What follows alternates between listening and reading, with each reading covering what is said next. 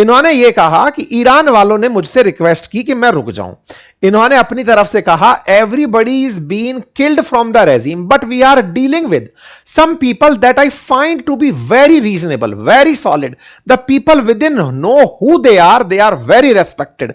बोले मैं किसी बड़े आदमी से बातचीत करने में बिजी हूं, उनका मेरे पास कॉल आया कि रुक जाओ, तो भाई मैं रुक गया। 5 दिन का सीज फायर। तो आप और हम तो जानते ही हैं कि ये वेस्ट एशिया के कंट्री थे जिन्होंने इनके पास भेजा कि सर वो पावर प्लांट फोड़ने के नाम पर धमकी दे चुका है, अब उसके पास न्यूसेंस वैल्यू बढ़ चुकी है, उसके पास खोने के लिए अब कुछ बचा नहीं, ईरान के पास टॉप लीडरशिप जा चुकी है, उसको अब ये बताया कि जो बचा है इससे ही अब हम अपनी गुंडई फैला लेंगे, स्टेट ऑफ हॉर्मुज रोककर दुनिया को अब उसने गिरफ्त में ले लिया है अपने। आप समझ नहीं रहे।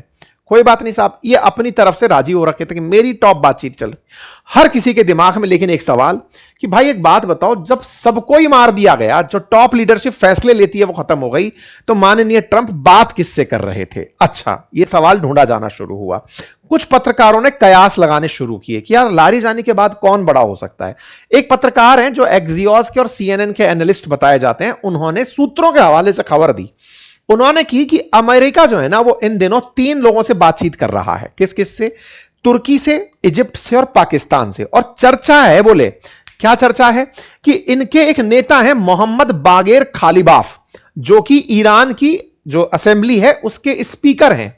बोले उनसे बातचीत चल रही है। ये जो बाराक रेविड करके व्यक्ति हैं, इन्होंने ये बात निकाल दी क्योंकि ट्रंप जब कह रहे हैं कि किसी बड़े आदमी से बात चल रही है। अच्छा, तो आप पूछेंगे कि ये बागेर खालिबाफ बड़ा आदमी है क्या? तो इसको ऐसे समझो कि ये जैसे अपने लोकसभा के अंदर ओम बिड़ला जी, ऐसे इनकी जो संसद है उसके स्पीकर हैं। तो बोले ये कोई बड़ा पद हुआ क्या? तो इसको ऐसे समझो कि जो लारिजानी थे ना, जो कि सुप्रीम लीडर के बाद जिनका दूसरा नंबर लगा था बड़े नेता के रूप में, लारिजानी पहले स्पीकर ही हुआ करते थे संसद के, बाद में वो खमेनेई के नजदीक गए थे। तो ऐसे में इनको कहा गया कि खालिबाफ से इनकी बातचीत चल रही है। बोले बात कर कौन रहा है? तो इन्होंने अपनी तरफ से बताया कि बातचीत असल मायने में अमेरिका की चल रही है वाया पाकिस्तान, तुर्की और इजिप्ट।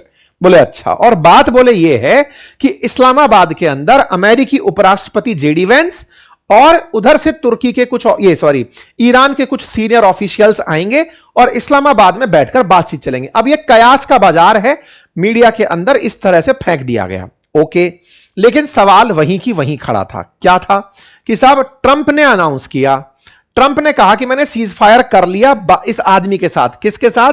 गालिबाफ, नाम याद रखना गालिबाफ का, ठीक है साहब? बोले अच्छा, लेकिन पार्ट में पॉइंट क्या था? क्या इजराइल से पूछा? आंसर है नहीं। क्या ईरान से पूछा? आंसर है नहीं। क्या इसमें ईरान का रिप्लाई आया? कोई रिप्लाई मीडिया में नहीं था। ईरान ने क्या किया, इजराइल ने क्या किया, वो अब मैं आपको आगे बताता हूं। आपको मैंने हालांकि आप में से कुछ लोगों को पता नहीं, इंडिया टीवी पर मैं कल एक इंटरव्यू में था। इंडिया टीवी पे आजकल हम लोग काफी ज्यादा इन दिनों देखे जा रहे हैं। मैं वहां पर एक इस तरह के विमर्श में था। उस समय पर मैंने एक बात रखी थी इसी मुद्दे पर कि ये जो घटना घटी है, कौन सी? ट्रंप जब अपनी तरफ से कह रहे हैं कि सीज फायर है, तो यहां पर इन दोनों लोगों से पूछना जरूरी है, ईरान से और इजराइल से। ट्रंप के अनाउंसमेंट की कोई वैल्यू नहीं है। क्यों नहीं है? क्योंकि ईरान और इजराइल अगर नहीं माने तो वो लड़ते रहेंगे, तो सीज फायर का कोई महत्व नहीं रहेगा। और साथियों एग्जैक्टली वही हुआ जो आप और हम डिस्कस करते रहते हैं। क्या हुआ? मैंने इस इंटरव्यू में भी कहा, आप इस बात को एक बार सुनिएगा और फिर आप देखिए। या वो एक पॉज दे रहे हैं वॉर में, तो दे तो इसी भरोसे रहना कि शायद उनको ये लगता हो कि ईरान भी कुछ आगे बढ़ेगा, 2 कदम मैं पीछे हटाऊं तो ईरान भी पीछे हटे। डेफिनेटली एग्जिट वे ट्रंप ढूंढ रहे हैं, तो ईरान उनको एग्जिट देगा क्या? सर, ईरान एग्जिट इजराइल के मार्फत देगा। इजराइल अगर रुका कि नहीं, देखिए यहां पर एक बहुत बड़ी बात है। ईरान का, अमेरिका का मना करना कि मैं बम नहीं फोड़ रहा हूं, यह बात एक है, लेकिन लाइन फिर से अंडरलाइन है, पावर पॉइंट पर नहीं फोड़ रहा हूं। हाँ, नहीं वो ठीक है, लेकिन इजराइल गोला चला दिया तो सर अभी इजराइल का कोई स्टैंड नहीं आया ना सर। इजराइल गोला चला के कहा सर मैं पावर प्लांट पे नहीं मारा, मैं तो वैसे ही मार दिया, आप क्या करिएगा? तो ईरान फिर रुक जाएगा, ये मुश्किल लगता है। मेरे लिए, मतलब जो सबसे इंपॉर्टेंट है, अगर इजराइल और अमेरिका एक साथ अनाउंस कर देते हैं अगर कि हम दोनों आप गोला नहीं चलाएंगे, ईरान रुक जाएगा। बुनियादी झगड़ा तो इजराइल और ईरान। तो इजराइल ने क्या कहा? इजराइल ने क्या कहा वो ये रहा, जब ट्रंप का भाषण हो लिया कि हम युद्ध विराम कर रहे हैं, तो इस युद्ध विराम पर नेतन्याहू बाहर आए निकल करके। इनने गजब बात बोली, क्योंकि मैंने आपसे कहा ना कि युद्ध विराम में इन दोनों से पूछा ही नहीं गया। इनसे नहीं पूछा गया तो ये युद्ध विराम नहीं करेंगे। भाई साहब शाम होते होते ये वहां से बाहर आते हैं, इन्होंने कहा अर्लियर टुडे मेरी सुबह बात हुई थी ट्रंप से। प्रेसिडेंट ट्रंप का बिलीव है कि हमारे पास एक बड़ा अचीवमेंट है कि यूएस मिलिट्री ने और आईडीएफ इजरायली डिफेंस फोर्सेस ने मिलकर वो गोल प्राप्त कर लिया है जो हमारे इंटरेस्ट थे, लेकिन we are continuing to strike Iran and Lebanon. We are smashing missile program and nuclear program and we continue to deal severe blow to Hezbollah. आज सुबह 12 मतलब कल रात को 12:30 बजे की जानकारी है ये। क्या हुआ? मैंने जो आपके सामने अभी इंटरव्यू वाली बात रखी उसमें मैंने क्या कहा था कि ट्रंप का कहना महत्वपूर्ण ही नहीं रह गया है। अब हो यह गया है कि क्या ईरान और इजराइल मानेंगे, यह बात मैं बोलकर निकला हूं और रात को खबर आती है कि इजराइल ने गोला चला दिया।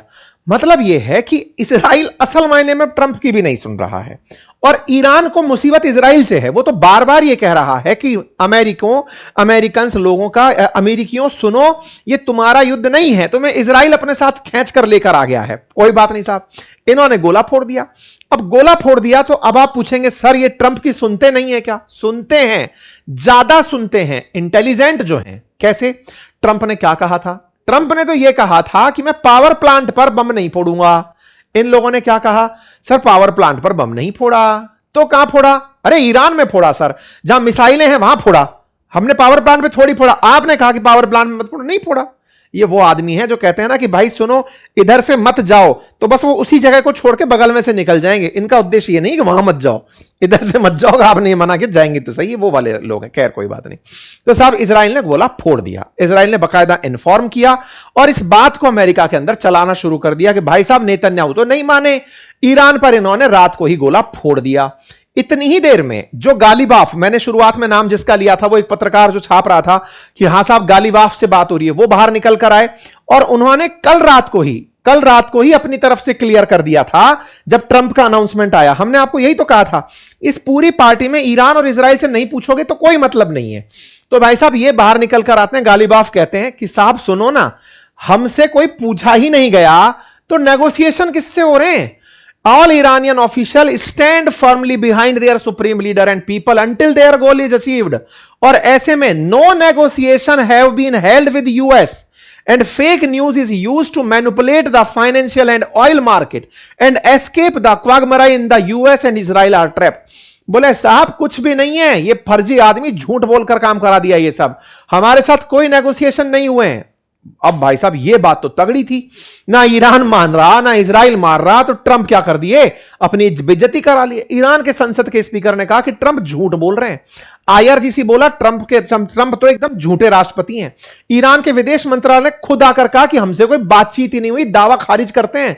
भाई साहब उसके बाद में ईरान वालों ने पूरी, क्योंकि ईरान के पास देखो, अमेरिका के पास तो दुनिया की मीडिया है जो उसकी सारी कवरेज कर रही है। इनके पास क्या है? इन्होंने अमेरिकी मीडिया को ही अपना बना रखा है। ये ट्विटर का भर भर कर यूज कर रहे हैं। दुनिया भर में जहां जहां एम्बेसी है वहां वहां ये ट्वीट फेंक देते हैं।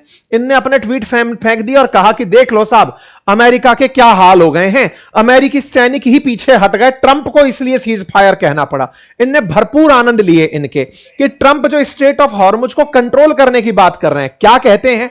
ट्रंप ने कल कुछ ऐसा कह दिया जिसकी वजह से खूब मजाक बनी। उनसे पूछा सर ये स्ट्रेट ऑफ हॉर्मुज का क्या होगा? इनने कहा कि कंट्रोल करेंगे। सर कौन कंट्रोल करेगा? बोले मैं और अयातुल्ला। अब इनसे पूछा अयातुल्ला कौन? बोले जो भी अयातुल्ला बने, मतलब सुप्रीम लीडर। सुप्रीम लीडर कौन है? खमनेई का बेटा इस समय।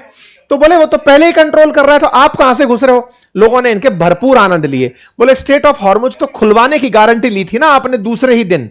ये कह दिया था कि अब स्ट्रेट ऑफ हॉर्मुज फ्री है, वहां से निकलो, अमेरिका सुरक्षा करेगा। पीछे हट गए आप। भाई साहब इनके खूब आनंद लिए। ट्रंप का ऑफिशियल बयान है, अयातुल्ला का नाम लिए। तो ईरान वालों ने मजा लेना शुरू किया कि डोनाल्ड ट्रंप अब आप बच्चों की स्टीयरिंग पकड़ करके स्ट्रेट ऑफ हॉर्मुज खुलवाओ।